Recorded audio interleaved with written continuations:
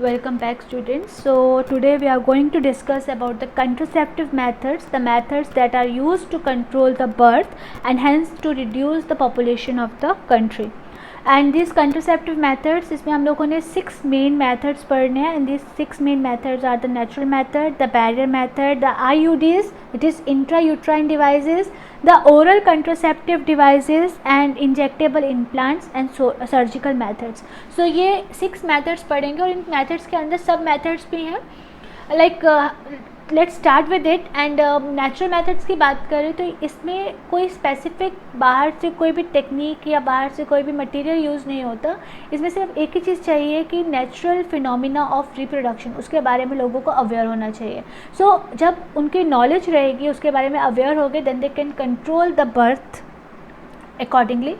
But इस method की एक प्रॉब्लम रहती है, the efficiency of this method is quite less. But the main advantage of this method और significance of this method is it is not at all having any side effect. इसमें कोई भी side effect, कोई भी problem नहीं आती है parents को, फीमेल को specifically.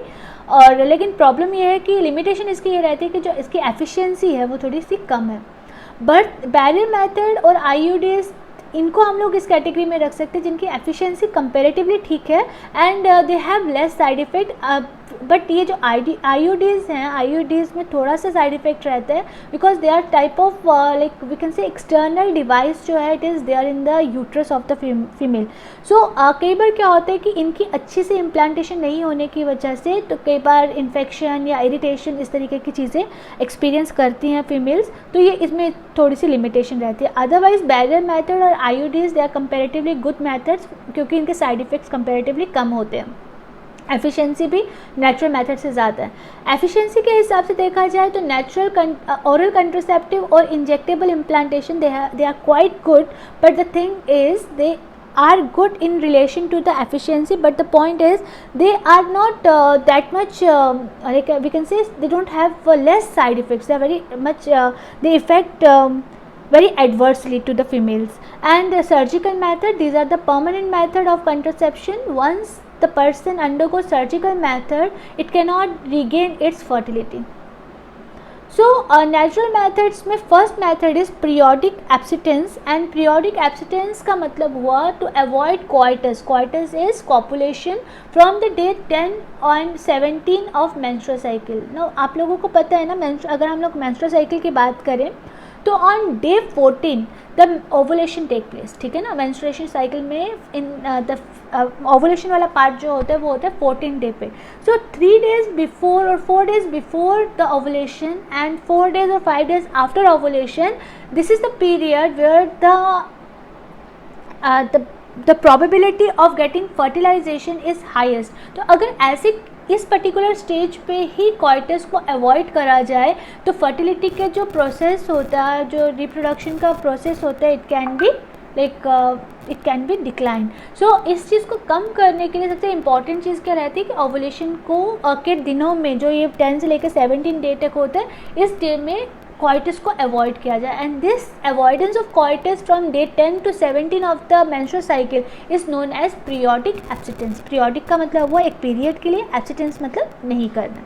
Then withdrawal or coitus interruptus. So withdrawal of coitus interruptus का मतलब हुआ when male partner withdraws his penis from the vagina before ejaculation to avoid insemination of sperm. So during coitus time, this is during the coitus time, the penis when they are inserted inside the vagina of the female, so just before the ejaculation, just before the semens they come out of the penis, if the penis is withdrawn from the this vagina, this is known as withdrawal or coitus interruptus. So by this way the semens, they are not implanted, they are not placed in the female tract of the lady.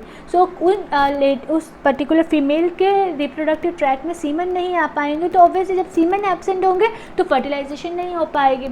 Then lactational amenorrhoea. Lactational amenorrhoea क्या होता है कि जब भी pregnant जब भी delivery होती है तो उस पर्टिकुलर टाइम में, उस डिलीवरी के बाद there is absence of the proper menstrual cycle for approximately 6 month के लिए आप जस्ट आफ्टर डिलीवरी जो कॉइटस जो कॉपुलेशन जो मेंस्ट्रुअल साइकिल होता है वो थोड़ा सा डिस्टर्ब रहता है। And during this particular period अगर ejaculation हो, अगर coitus हो, that do not lead to the fertilization. So these are the 3 ways through which we can avoid the meeting of the sperm with the ovum. The ways are periodic abstinence, means coitus during 10 to 17 day of the menstrual cycle, withdrawal or coitus interruptus, where the male partner withdraws his penis from the vagina before ejaculation, and lactational amenorrhea, where the coitus take place during the intense lactational period of the female. So these are the 3 natural ways through which the fertilization can be avoided. But ये तीनों natural veg में हम लोग 100% rely नहीं कर सकते, because कई बार क्या होता है, it has been seen that the coitus on the 9th day of the menstrual cycle or 20th day of the menstrual cycle has also led to the fertility. और कई बार ये भी देखा गया है कि the male partner is experiencing the withdrawal और coitus interruptus, but कुछ फ्रैक्शन ऑफ सेकेंड्स में डिफरेंस आने के कारण क्या हो रहा है कि semen they are being placed in the female tract, and sometime it has been observe that although the females they are undergoing intense lactational period, still there is chances of fertilization. So they are not reliable methods, but still they are quite helpful. Then barrier method is a second way.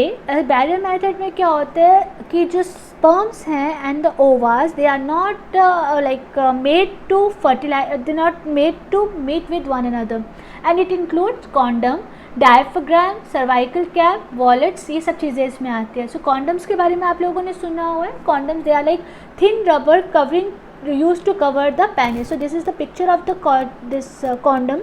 So it is made up of rubber structure. It's a rubber structure which is worn on the penis before coitus. So male जो है इसको use करते हैं, और सिर्फ mail ही use नहीं करते. Condoms की एक फॉर्म होती है जिसको हम लोग कहते हैं फेमिडॉन्स.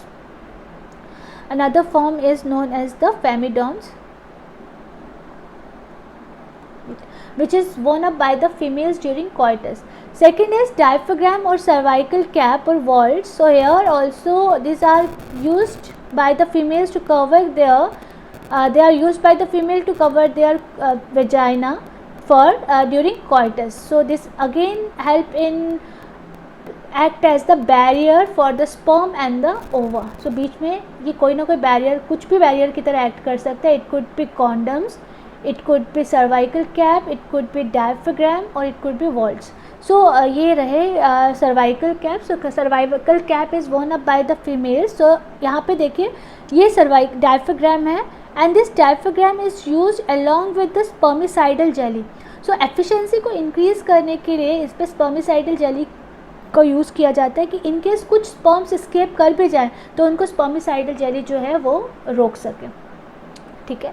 सो इनके एडवांटेजेस क्या होते हैं? They are disposable, they can be self inserted, they are reusable, and they prevent contraception by blocking entry of the sperm through cervix. So these are the advantages of barrier method. और सबसे बड़ा advantage इसका एक और है that they do not have any sort of side effects. कोई भी chemical से बने हुए नहीं है, इसलिए इनका कोई भी साइड इफ़ेक्ट नहीं रहता नॉर्मल फिजियोलॉजी पे.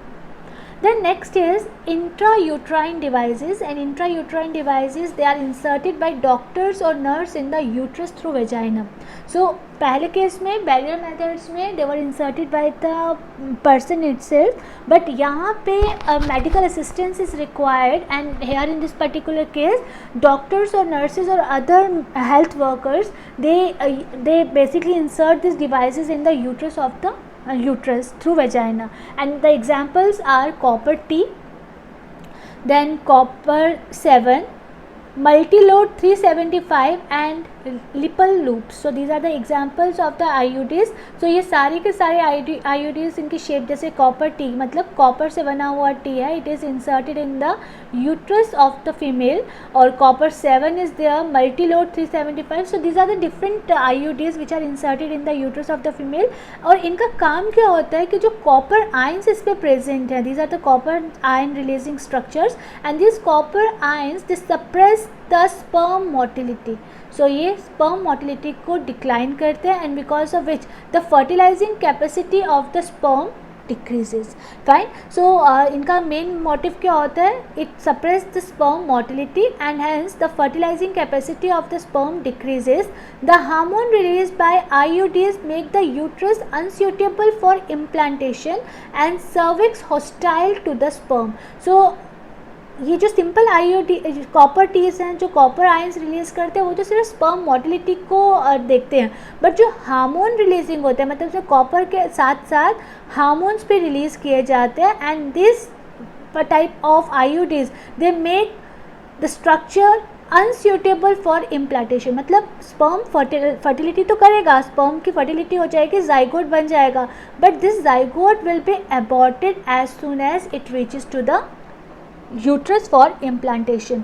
सो ये अल्टीमेटली फर्टिलाइजेशन या फिर इम्प्लांटेशन नहीं होने देते हैं. Let's see if this video works. So oral pills is the next contraceptive device and these pills are taken daily for 21 days. So they have a periodic cycle. इसमें 21 days का cycle होता है जिसको use किया जाता है and they are very effective with less side effects. Saheli, a new oral contraceptive contain non-steroidal preparation. So non-steroidal होने की वजह से क्या होता है? It is quite safe for the use. So ये साइड इफ़ेक्ट्स नहीं करती because of the absence of the steroids and there are also once in a week pills with high contraceptive values. So ये तो 21 days का हुआ कि 21 days में properly use करना होता है विदाउट एनी स्किप. इसमें खुद ही जो टैबलेट्स दी होती हैं उन टैबलेट्स पे नंबर दिए होते हैं, डे वाइज दिए होते हैं, so that you can't skip a day. अगर ये चीज़ ये थोड़ा सा ट्रबलसम भी हो जाती है बट उसकी जगह पे we have a substitute and that is once a week pill where the pills are used on a weekly basis and the third is the implantation of progesterone under the skin. So this is your tablets or eye pills.